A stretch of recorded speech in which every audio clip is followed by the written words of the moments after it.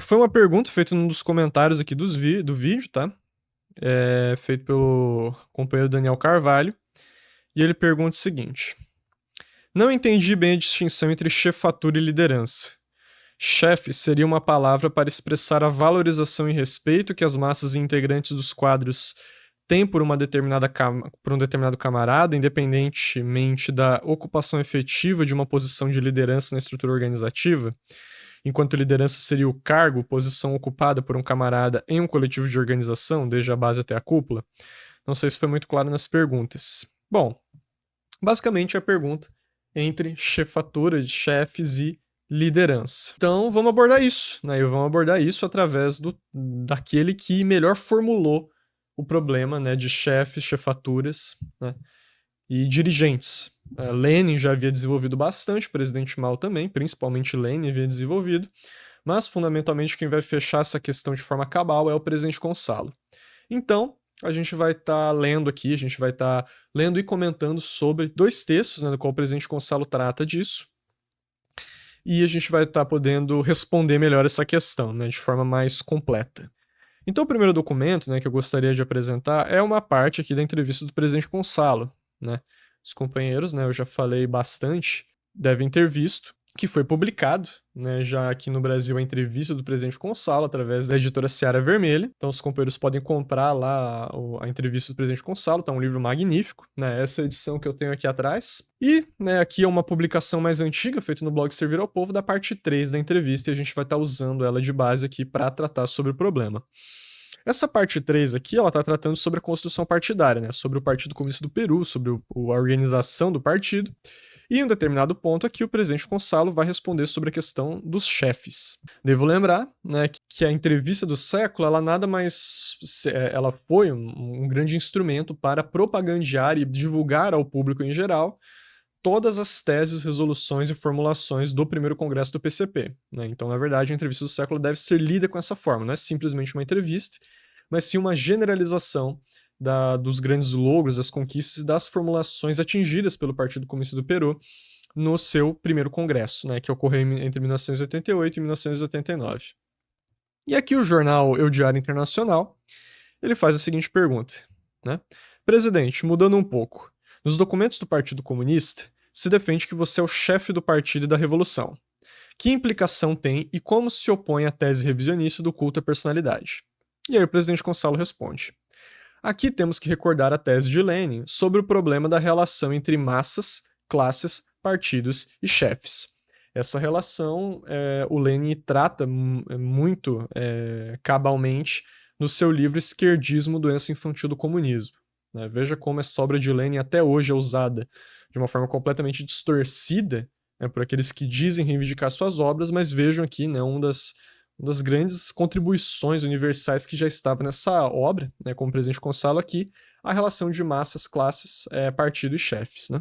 Consideramos que a revolução, o partido e a classe geram chefes, geram um grupo de chefes. Em toda a revolução tem sido assim. Se pensamos, por exemplo, na Revolução de Outubro, temos Lenin, Stalin, Sverdlov e uns quantos nomes mais, um pequeno grupo. O mesmo passou-se na Revolução Chinesa. Também temos um pequeno grupo de chefes, o presidente Mao Tse-tung e os camaradas Kang Sheng, Chiang King, Chiang Xing, Chen Chun-chao, entre outros. Toda revolução é assim. Então, isto também se dá na nossa revolução.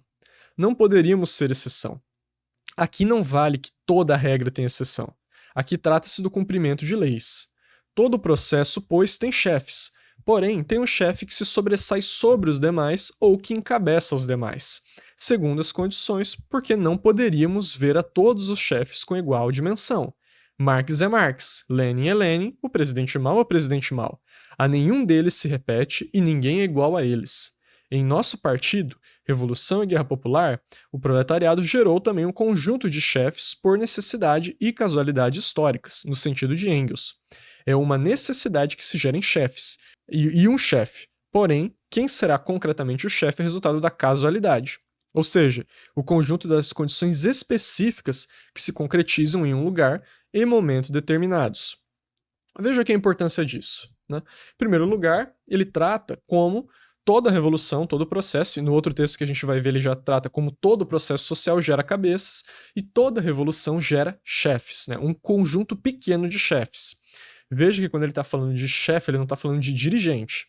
Isso é muito importante. É que ele está precisamente falando de um punhado de chefes que dirigem o processo revolucionário, mas não está generalizando a todos os dirigentes do partido. E ainda, ele diz que sobre esse pequeno grupo de chefes se sobressai um, que é a cabeça em relação aos demais, né? E compara Marx, Lenin e Presidente Mao. Né? Então, você teve vários chefes na história da humanidade, né, do proletariado. Você teve Engels, você teve Stalin, você teve Dimitrov, você teve a Chiang Xing, você teve Chen Chun-chao, você teve Sverdlov, você teve o Ordzhonikidze lá da Revolução Soviética também. E todos eles eram chefes, mas cabeças que se sobressaíram em relação às demais, que tornaram-se chefaturas, de fato, são Marx, Lenin e Presidente Mao. Né? Na época que o presidente Gonçalo colocava, né, as 3 grandes cabeças da Revolução Proletária Mundial. E que esse processo ele se leva numa conjunção de casualidade e necessidade. Por quê? É necessário que hajam chefes, que existam um chefe, é necessário que alguém encabece o processo e torne-se a cabeça desse processo. Agora, quem vai ser, por que vai ser, é uma casualidade. O presidente Gonçalo, ele se opunha à teoria do gênio. Né? Não existe alguém genial que, por conta dessas capacidades absolutas, consegue ser um chefe. Não. É uma conjunção de características subjetivas de pessoas de uma determinada época, junto com as condições objetivas, né, que estão dadas da Revolução Social, que surgem esses chefes. Né? É um momento histórico junto com determinadas capacidades subjetivas que aflorescem nesse período. Então, né, o próprio presidente Gonçalo falava, novos Gonçalos virão muitos ainda. Porque, precisamente, ele ter sido chefe foi essa relação de necessidade, mas com casualidade. Né? Poderia ter sido outro, poderia ter sido, entre aspas, 10 anos antes ou 10 anos depois, mas não foi. Foi naquele contexto, naquela época, né? E nesse processo, o próprio presidente Gonçalo e o conjunto de chefes do PCP insurgiu, né, como as cabeças desse processo. Assim também, em nosso caso, gerou-se uma chefatura. Primeiro, essa chefatura foi reconhecida no partido, na Conferência Nacional Ampliada de 1979. Porém, essa questão encerra uma questão básica e inevitável que merece destacar. Não há chefatura que não se sustente em um pensamento, qualquer que seja o grau de desenvolvimento que o mesmo tenha. O que tenha se convertido em chefe do partido e da revolução, como dizem as resoluções, tem a ver com a necessidade e a casualidade históricas e, obviamente, com o pensamento Gonçalo. Ou seja, cada chefatura, cada cabeça, né, que se eleva acima das demais, é sustentada em um pensamento guia. O que é o pensamento guia? É o que os documentos do Partido Comunista da China colocavam. Era a aplicação criadora do marxismo, da ideologia universal do proletariado, às particularidades locais de um determinado país. Então, quando se fala em chefe, em chefatura, não se pode falar em simplesmente num dirigente, num líder de partido ou qualquer coisa do tipo. É alguém que se sustenta em um pensamento, em uma aplicação criadora do marxismo, gerando mas gerando um desenvolvimento teórico-prático dentro do marxismo para aquela realidade local. E, em alguns casos, né, para, de forma universal, a ideologia. Ninguém sabe o que a revolução e o partido podem fazer com cada um de nós. E quando tal coisa se especifica, a única coisa que resta é assumir a responsabilidade. Temos nos movido dentro da tese de Lenin, que é justa e correta. O problema do culto à personalidade é uma posição revisionista. Lenin já nos advertiu contra o problema da negação dos chefes, assim como destacou a necessidade de que a classe, o partido e a revolução promovam seus dirigentes, mais dirigentes a chefes e à chefatura. E aí a gente entra na resposta da pergunta. Há uma diferença que vale ressaltar. Dirigente é um cargo orgânico, enquanto que chefe e chefatura nós entendemos como reconhecimento de autoridade partidária e revolucionária, adquirida e provada em longa briga dos que na teoria e na prática demonstram que são capazes de encabeçar-nos e guiar-nos até o avanço e a vitória na consecução de nossos ideais de classe. Ou seja, diferença, eu não estou usando aqui o termo liderança, né? Os documentos dos partidos comunistas não usavam o termo liderança. Chefe e dirigente. O dirigente é a posição orgânica de direção, certo? Do partido. O trabalho do partido é levar dirigentes a chefes. Então o chefe, todo chefe no geral tem que ser um dirigente, evidentemente, né? Para você ser o chefe de um partido e se sustentar em um pensamento guia, né, você evidentemente tem que ser um dirigente, não tem como. Seria contraditório isso, né? Não é independente da hierarquia partidária. É necessário ser um dirigente. Mas o ponto é, os dirigentes, né, é uma posição orgânica. O chefe já é uma autoridade reconhecida com décadas de forja e de luta de classes, né? É diferente. Por exemplo, o mesmo conceito que os partidos comunistas usavam no século XX, a diferença entre militante e quadro, né? Claro que não é a mesma coisa, porque chefe de dirigentes é diferente de militante e quadro. Mas um militante é alguém que milita no partido. Um quadro no partido é alguém que já tem anos, né, muitos anos de experiência, de forja na luta de classes e tal, e se eleva a um tipo distinto de militante, né, mais capacitado, né, e com mais abnegação, né, pela luta que se coloca. Era isso que os partidos comunistas do século XX, né, o Partido Comunista Bolchevique da Rússia, o Partido Comunista da China e o Partido Comunista do Peru colocavam. E aqui a mesma questão entre dirigentes e chefes, né? Então, o dirigente é um quadro orgânico e o chefe, evidentemente, ele é um dirigente que se eleva, né, através dessa ampla luta partidária, dessa forja e dessa comprovação enquanto, de fato, uma autoridade revolucionária, né, em luta, dura briga de luta de classes e luta de duas linhas, né, que se comprova, de fato, que é capaz de encabeçar um processo. Khrushchev levantou o problema do culto à personalidade para combater o camarada Stalin. Porém, esse foi um pretexto, como sabemos todos. No fundo, era para combater a ditadura do proletariado.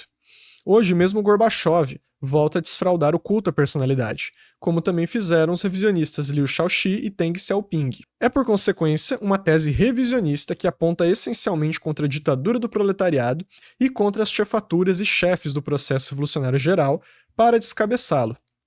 Em nosso caso, aponta concretamente descabeçar a guerra popular, pois nós não temos ainda a ditadura do proletariado, e sim um novo poder que se desenvolve segundo as normas de nova democracia, ou de ditadura conjunta de operários, camponeses e progressistas. Em nosso caso, aponta, pois, principalmente a descabeçar, e bem sabe a reação em seus serventes, porque dedica-se a nos descabeçar. Sabem que não é fácil gerar chefes e chefaturas.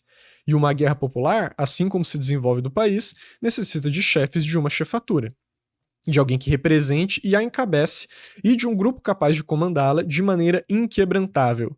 Em síntese, o culto à personalidade é uma tese revisionista, sinistra, que não tem nada a ver com a concepção sobre chefes que cinge-se ao leninismo. Ou seja, acho que aqui está bem respondido, né, essa distinção entre dirigentes e chefes, né? Acho que está bem claro aqui o que colocou o presidente Gonçalo. E aí, né, eu gostaria de ler alguns trechos aqui desse documento também do Partido Comunista do Peru, né, lá no contexto das lutas e debates em torno, né, do pensamento Gonçalo, né? Então aqui é um documento, até explica aqui, né? Publicamos a seguir um trecho da longa intervenção do presidente Gonçalo durante as discussões sobre o documento sobre o pensamento Gonçalo.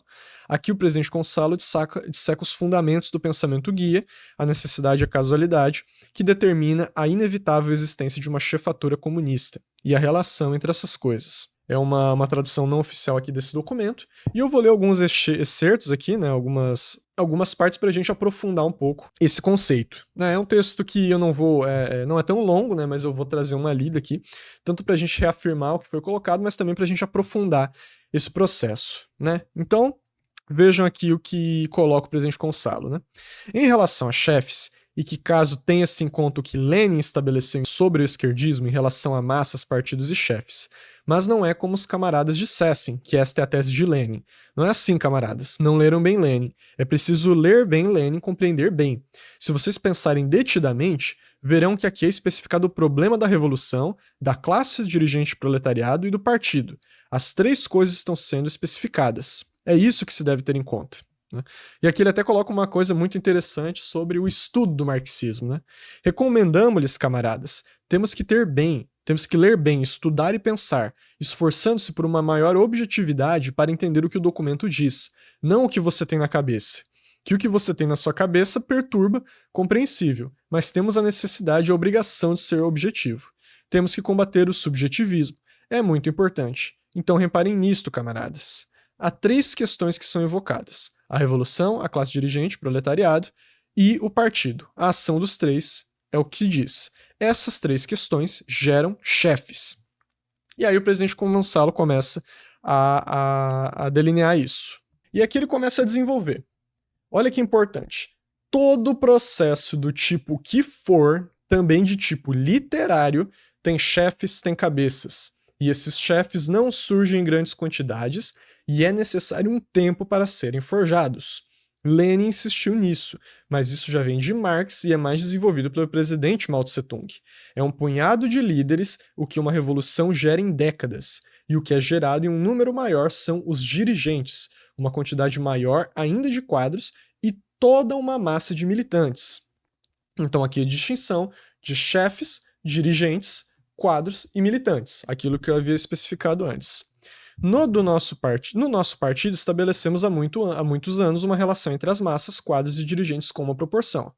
Essa proporção, dado o grande crescimento do partido, dos combatentes e das massas que trabalham mais perto conosco, desequilibrou essa proporção e, portanto, deriva a necessidade de preocupar-se muito em incrementar a militância, mas sem esquecer uma boa seleção. O que é possível para ter mais acesso às massas, haverá mais candidatos para selecionar militantes. Precisamos formar quadros. Esses documentos contribuem para essa formação e também aumentam o número de dirigentes. Aí, o presidente Gonçalo discute aqui, né, que em 76 eles calcularam que era necessário cerca de 75 dirigentes para que o partido marchasse, né? E agora, em 88, esse número deveria ser muito maior, né? O partido era muito maior do que em 76. E aí, né, ele discute, né, precisamente essa questão do Comitê Central da necessidade de dirigentes e chefes, né? Então ele coloca aqui, Comitê Central bem centrado na política, bem adentrado na política partidária, que deve esforçar-se para estudar a teoria nos livros ou textos que o partido indica, não em outros camaradas, porque é dessa forma quebramos a formação unitária que devemos ter. São questões sobre as quais devemos pensar seriamente. Qualquer revolução mostra que apenas em décadas são forjados um número de chefes. Se pensamos no glorioso Partido Bolchevique, o de Lenin e Stalin, mas principalmente de Lenin, que era seu criador, seu forjador, pensem, falamos de chefes e temos um Stalin, temos um Sverdlov, temos um Dzerzhinsky. Para destacar os verdadeiros chefes, poucos, a Revolução Chinesa é semelhante. Mas o principal é que se gera um chefe, uma só cabeça que se sobressai nitidamente bem acima dos outros. E é isso que temos que entender, e não é por causa da vontade de ninguém. É a realidade da revolução, a classe e do partido que exigem e promovem essa conformação. Se falamos de um chefe, temos, por exemplo, Marx. Há aí uma cabeça notoriamente sobressalente, um cume. Se falamos do grande Lenin, há aí outro chefe de autoridade reconhecida e uma ascendência imensa. Ninguém podia comparar Stalin, com todos os seus méritos e grandezas, com a imensidade de Lenin. Ninguém, e reitero mais uma vez, Lenin não tinha nenhum cargo específico de secretário-geral, porque não havia tal coisa. Foi, reitero, criado o secretariado-geral no PQUS, precisamente por proposição do próprio Lenin, e nisso se expressa também uma cimeira gloriosa. Ou no caso da China, o presidente Mao Tse-tung. Obviamente, nenhum dos chefes que a Revolução Chinesa gerou podem ser equiparados ao presidente Mao Tse-tung. Nenhum. E também temos uma cimeira gloriosa. Veja aqui o que ele fala muito importante, o problema dos dirigentes, né? Na Rússia, na época, não existia nem o cargo de secretariado-geral. Né? O secretário-geral, que é a posição mais alta dentro do Partido Comunista. Não existia isso, e Lenin já era um chefe, já era um cume. Uma vez criado, né, por sugestão dele próprio, o cargo de secretário-geral, e Stalin, né, venceria sobre indicação, né, sobre apoio do próprio Lenin. Então, né, vejam que ele coloca aqui claramente, né, ninguém poderia se comparar ao papel que Lenin exerceu, ao encabeçar do processo que Lenin levou a cabo, né, nem Stalin. Aqui tido muito alta conta por esse Partido Comunista, né, pelo Partido Comunista do Peru. Existem aí os 3 maiores chefes da Revolução Mundial, porque essa é a sua dimensão. Eles também eram chefes de seus partidos, e sua revolução concreta é subsidiária, porque o principal é que eles foram chefes da Revolução Mundial, e eles nos estabeleceram, então, o grande processo de desenvolvimento do marxismo, que representa o marxismo, leninismo e maoísmo. Ou seja, Marx e Lenin, né, eles não foram só chefes de partidos e revoluções. Né? Sverdlov foi um chefe de partido e revolução. Né? Foi um chefe. Dmitrov foi um chefe de partido e revolução. Chiang Xing também foi uma chefe. Chen Chun-chao foi um chefe. Agora, eles foram cabeças que se sobressaíram em seus próprios processos, então eram chefaturas acima dos demais chefes. E não só isso, mas também foram chefaturas da Revolução Mundial. As suas contribuições, os seus aportes valiam para toda a Revolução Mundial, não apenas para a revolução especificada em seus próprios países. Em outro plano, sem pretender comparar de modo algum, não haveria razão, mas para ver que toda revolução precisa de uma cabeça, pensem, por exemplo, na própria Albânia. Não pretendo relevar essas figuras, mas mesmo nessas revoluções deve haver uma cabeça. Rhodia na Albânia, Ho Chi Minh no Vietnã, Kim Il-sung, com toda a sua apodrecida ideia de realeza, foi a cabeça. Esse é o problema. Então sempre acontece, não há nada estranho sobre isso, mas é uma necessidade. Engels já insistiu nisso e nos disse que mesmo um movimento literário que tem uma cabeça que o representa. Então trata aqui, né, de países que a gente já abordou, né, o processo de restauração capitalista ou a construção de democracia popular que degenerou antes de construir o socialismo, cita aqui Albânia, Vietnã e Coreia, né, Coreia Popular, e cita que nesses próprios processos, né, ainda que não queira de forma nenhuma comparar com as chefaturas, né, revolucionárias, houve cabeças que tiveram que encabeçar a revolução. Né? Então vejam aqui precisamente isso aqui para provar a necessidade histórica da existência de uma cabeça, que isso não é escolha. Né? Não existe como um partido decidir se vai ter uma cabeça ou não, vai ter um chefe ou não. Se ocorre a direção de um processo revolucionário, vai gerar-se um grupo de chefes. É necessário para o triunfo da revolução. O problema está na definição de uma chefatura com autoridade e ascendente reconhecidos. E aqui vem uma grande questão muito importante.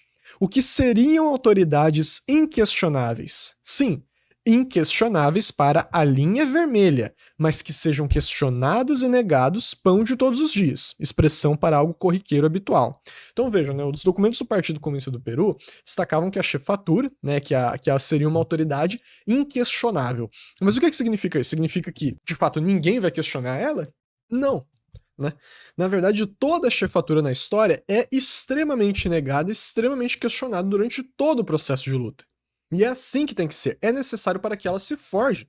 É inquestionável para a linha vermelha, para aqueles que estão na linha esquerda do Partido da Revolução e que vão buscar encabeçar de fato o processo, mas que essas chefaturas, né, vão ser negadas e questionadas por todos aqueles que não busquem, né, aprofundar na linha vermelha daquele partido, daquela revolução. Então, né, ele discute alguns casos aqui.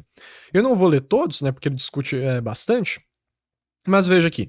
Por acaso não foi negada, questionada e até mesmo vilipendiada a chefatura de Marx por um mísero rasteiro serviçal do czar como Bakunin, ou por um doutor acadêmico repleto com ideias que nem ele atinava a compreender, como Düring, que disse que o nosso glorioso fundador, Marx, era uma alma prussiana e de um conhecimento chinesco? Acaso não dizia isso esse indivíduo cujo nome hoje só é lembrado porque está na obra de Engels? Lenin foi questionado ou não? É claro, o charlatão Trotsky quantas vezes combateu Lenin? Quantas vezes o negou? Não se deixe enganar por essa grosseira tergiversação de que Trotsky era um leninista. Veja, daí ele vai desenvolver aqui no processo da Revolução Russa, na negação de Lenin, depois a negação de Stalin, assim por diante. E aí, por fim, ele trata sobre como o presidente Mao Tse-tung também foi extremamente negado. Ó, aqui é importante. E no caso da chefatura do presidente Mao Tse-tung, a luta foi ainda mais encarniçada. Essa luta, como é dita na história do PCCH, a luta contra os 28 bolcheviques e meio, aqueles que aprenderam em Moscou e queriam simplesmente aplicar o marxismo-leninismo à China na letra, mecanicamente. O próprio Chen Kuo-tao, ele não era um estudante que se fez comunista e acreditava ter sido chamado a grandes destinos e até mesmo ousou pressionar o Comitê Central a reconhecê-lo como secretário-geral, negando assim o presidente Mao Tse-tung, cuja direção havia sido reconhecida no ano de 1935 em Tsuni. São fatos, camaradas. O próprio Liu Shaoqi, que por um tempo apoiou o presidente Mao Tse-tung, não se tornou um negador do presidente. Ou Deng Xiaoping, acaso ele não desenvolveu até mesmo ódio pessoal contra o presidente Mao Tse-tung? E mesmo Zhou Enlai, na primeira parte até o ano de 1935, não lutou contra as ideias do presidente e negou o presidente Mao Tse-tung? Acaso não o chamava de camponesista e, mesmo com critérios absurdos, não o chamou de direitista?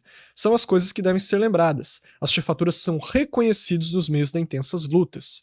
Ou seja, a chefatura sim é questionada e é negada, né, por todos aqueles que buscam, né, no processo da luta revolucionária entravá-lo, certo? Que acabam se expressando como linha direita.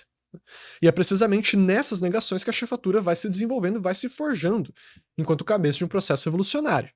agrupando-se, né, e forjando-se uma linha esquerda, no qual essa chefatura se torna de fato inquestionável, né, à medida que sustenta-se num pensamento guia, né, muito além daquela pessoa que está dirigindo, que está sujeito a falhas, está sujeito a erros, mas sustenta-se num pensamento guia que não só corresponde à realidade material daquela nação e leva a cabo a vitória revolucionária, mas que mais rapidamente consegue autocriticar os próprios erros e desvios que sejam cometidos e superá-los no decorrer do processo revolucionário. Esse é o caráter da forja de uma chefatura que vai se desenvolvendo. Portanto, você não pode chamar a atenção por haver problemas em torno da chefatura. Olha aí uma grande questão que é colocada até hoje. E em todo partido é onde esse problema é ventilado. No entanto, a própria realidade objetiva gera chefes e um chefe, principalmente um chefe que se torna o símbolo de uma revolução, ou um chefe mundial, no caso de Marx, um Lenin, um presidente Mao Tse-tung. Um exemplo pode ser visto essa condição, em que, às vezes, não é pensado e não é visto. Os prisioneiros de guerra na Revolução Civil Espanhola não reanimavam o seu otimismo e reimpulsionavam, vendo simplesmente um distintivo de Lenin, como disse o próprio Marcos Aria, até mesmo ele disse isso, e ele é um revisionista. E até para comparar, quando a gente pega, por exemplo, os prisioneiros de guerra no Peru, do Partido Comunista do Peru, Sendero Luminoso, que eram submetidos às mais bárbaras torturas, né, a maior parte destes não quebrava e, pelo contrário, só continuava a esbravejar, viva o presidente Gonçalo. Né? E a cada música em torno do partido, em cada colocação em defesa do partido, da revolução, das massas, sua chefatura, né, se revigorava o ânimo daqueles combatentes. Não é à toa que uma quantidade pequena em relação ao todo que foi preso, capitulava perante a tortura. Essas são coisas que devemos entender. É hora de, principalmente os dirigentes, entendamos as coisas. Porque, camaradas, é nós dirigentes onde esses problemas ocorrem, especialmente porque existem aqueles que acreditam que são chamados para grandes destinos e não sabem sequer medir suas capacidades, nem conhecem suas limitações e não conseguem ver o objetivo. Não são capazes de ver o que esfrega o seu próprio nariz. Eu falo de fatos históricos, camaradas, não falo de afãs, falo de fatos históricos. O problema não é simplesmente ter lido e repetido. O problema sempre será aplicar e, portanto, entender. Acreditamos que isso é importante. Ou seja, né, aqui está se colocando precisamente contra a tendência, né, do pessoal de achar que havia nascido com uma cabeça genial, né, então que simplesmente porque a pessoa tinha um domínio teórico, sabia compreender as coisas, então ela reservada a grandes destinos, seria um novo chefe, um novo grande nome do movimento comunista internacional. O presidente Gonçalo já combate isso aqui, né, para você ver que ele não se considerava dessa forma. Era um problema de necessidade objetiva de existência de chefes e condições subjetivas que propiciaram aquele surgimento de um punhado de chefes no PCP e ele próprio levar-se como a cabeça do processo, enquanto a chefatura. Né? Não como algo divino, por ele ser uma mente embrilhantada, mas porque o processo histórico quis assim, né? E ele assumiu essa responsabilidade, assumiu essa tarefa perante, né, a grande tempestade revolucionária. E aí, aqui é um problema muito importante, no qual Engels trata do problema de como isso se dá nos processos históricos. Então vamos lá. Engels tratou desse ponto e disse que a ordem social é regida por leis necessárias. A palavra necessidade tem um significado claro e preciso. Significa que se cumpre, que ela rege, isto é, independente da vontade individual das pessoas. Necessidade filosoficamente falando. É o que deve ser cumprido. A lei que tem que reger. Isso significa necessidade. Em processos sociais e literários, por exemplo, há a necessidade de alguém encabeçar um movimento, seja a cabeça de uma escola. Se você observar, por exemplo, a formação da língua espanhola, que nós falamos, se concretizou em Cervantes. Ou isso pode ser negado, né? Miguel de Cervantes, ele se refere aqui. Tinha que ter alguém para moldá-lo, estabelecer suas normas, encabeçar o manejo da língua, como na Itália foi Dante, não o Dante, como é dito, é Dante, nada mais. Aí tem um exemplo, mesmo no mundo literário. Na ciência, a física contemporânea é conformada por um grupo de teóricos notáveis, e, no entanto, precisava-se de alguém para encabeçá-la na compreensão do macrocosmo. Einstein, é inegável, era necessário que alguém encabeçasse isso, de maneira diferente, dá um grande passo na compreensão física do mundo.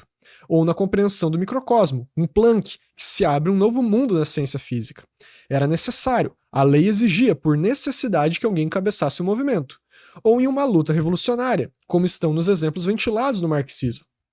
A Revolução Francesa teve que ter necessariamente uma cabeça, por exemplo, Robespierre, isso é certo. Engels disse, então, que todo movimento em qualquer nível tem que ter cabeça, mas é uma lei geral e, como tal, é necessariamente cumprida. E aí ele continua a citar vários exemplos da física, né, que eu acho importante ressaltar para mostrar como isso é universal. Tanto que a casualidade, que é o nome mais preciso, porque às vezes só usar azar é muito impreciso, ainda que possa utilizar camaradas, mas o termo é casualidade, a casualidade, dizia Engels, não é senão como a necessidade coalha em determinada circunstância, especificando um personagem, concretizando-se em uma pessoa. Volta ao exemplo da física. Ali se comprova uma vez mais como sempre são gerados oportunamente homens que a sociedade necessita para desenvolver um campo de seu desenvolvimento. Não se preocupe de pôr os nomes, porque às vezes são complicados e difíceis. Vejam na física do século XX. Temos um Eddington, um Sommerfeld, um Planck, temos um Schindler, um Heisenberg, um Schrödinger, um de Broglie, uma multidão de notabilíssimos físicos. Qualquer um deles, caso não existisse Einstein, teriam conseguido estabelecer a relatividade. Assim é o caso da física, por exemplo. Se revisarmos qualquer história da física, encontraremos isso.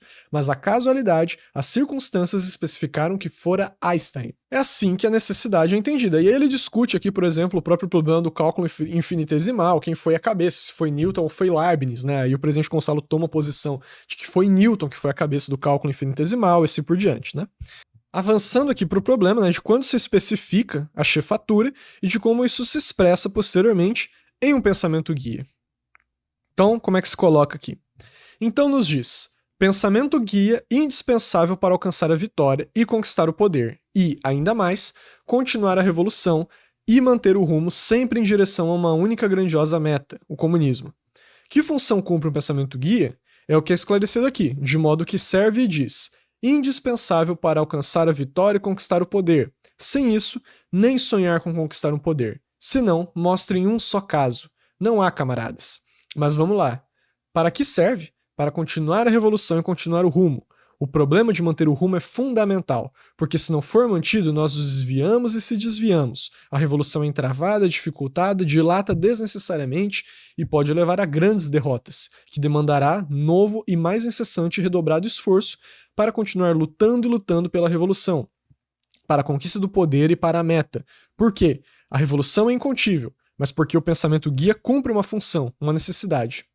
Segue dizendo, o pensamento guia que, chegando a um salto qualitativo de importância decisiva para o processo revolucionário que ele dirige, é identificado com o nome da pessoa, que o plasma teoricamente e praticamente. Compreende-se bem, não podemos continuar com o absurdo do empirismo burguês do século XVIII, antimarxista, que é separar a teoria da prática, é negar que esta prática é a fonte do conhecimento.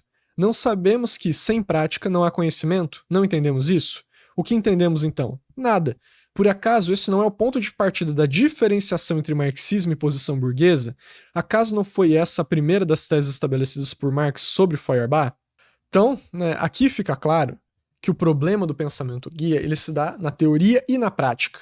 Então, muito se fala hoje de formular uma teoria sobre a Revolução Brasileira, uma teoria, né, sobre como vai se deslindar a Revolução e tal. Veja, evidentemente, né, que teorizar sobre um processo revolucionário em termos econômicos, políticos e tal, evidentemente que isso é possível. Mas um pensamento guia, ou seja, a aplicação do marxismo na realidade daquele país, só pode ser plasmado da prática à teoria, da teoria à prática, comprovando-se assim um pensamento guia e que acaba levando o nome daquele que o plasmou.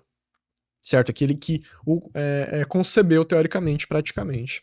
Então, né, eu recomendo os companheiros que continuem, ler aqui, ele vai desenvolver muito mais aqui sobre o problema do pensamento guia. Ele até coloca aqui uma importante questão, né, sobre o problema de simplesmente se colocar alguém como uma chefatura e forjar um pensamento guia sem ter de fato plasmado teoricamente na prática com décadas de luta revolucionária. Então veja aqui que importante.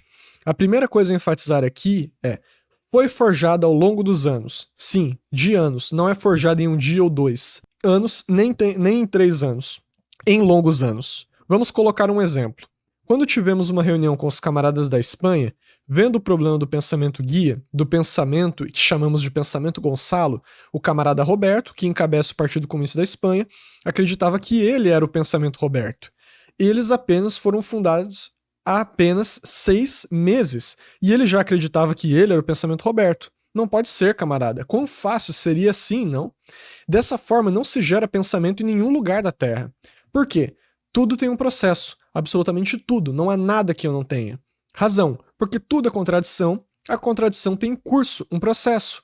Foi intenso? Bem, as lutas que tivemos acho que é uma prova. Tenaz? Bem, acho que fui persistente. Caso contrário, não falamos sobre sobre o pensamento Gonçalo hoje. Claro, não devemos vacilar, devemos persistir, continuar, não devemos nos cansar. É isso, aqui discute várias outras questões dentro do problema da chefatura do pensamento guia, sobre como uma chefatura se sustenta em um pensamento guia, né? E de que não é o contrário, né? Que é um pensamento guia que sustenta a chefatura. Ele até coloca que é um absurdo que se fale isso. Mas, né, fundamentalmente é isso que eu gostaria de trazer aqui para tirar essas dúvidas, né? Acho que vai virar um corte definitivo aqui no canal sobre esse problema da chefatura que por vezes não é tão desenvolvido, né? Às vezes eu me confundo bastante, já tive algumas confusões na hora de expor isso. Então, acho que é importante estar destacando aqui aos companheiros, né?